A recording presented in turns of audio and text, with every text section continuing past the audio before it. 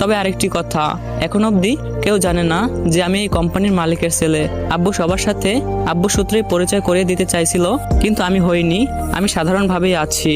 রাতে ডিনার করার সময় আব্বু বলল, বাবা তুই লেখাপড়াটা একবার শেষ করে না হয় আমার ব্যবসার দায়িত্বটা ঘাড়ে নে। আমি বললাম, আব্বু আমি কয়েকদিন অফিসে কাজ করে আবারও পড়াশোনা শুরু করব। তখন আব্বু বলল, আচ্ছা তুই যা ভালো মনে করিস। যাই হোক, ডিনার করে রুমে এসে ঘুমিয়ে গেলাম। পরদিন সকালবেলা নাস্তা করে আবারও পূর্বের ন্যায় অফিসে গেলাম। অফিসে গিয়ে কাজ করতেছি, এমন সময় পিয়ন এসে বলল, আব্বু আমাকে ডাকতেছে। আমিও চলে গেলাম আব্বুর কেবিনে।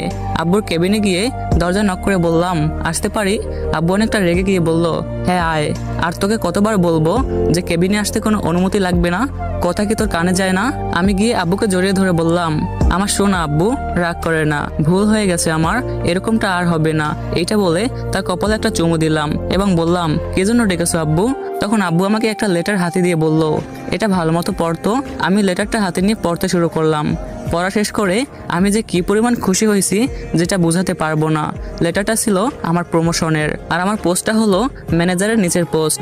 আমি আব্বুকে জড়িয়ে ধরে চুমু খেয়ে বললাম, ধন্যবাদ আব্বু। আব্বু বলল, ধন্যবাদ দেওয়ার কিছু নাই, এটা তোর কাজের দক্ষতাই হয়েছে। আর সবচেয়ে বড় কথা, আমার ছেলে খুশি হয়েছে কি? আমি বললাম, হ্যাঁ আব্বু, অনেক বেশি খুশি হয়েছি।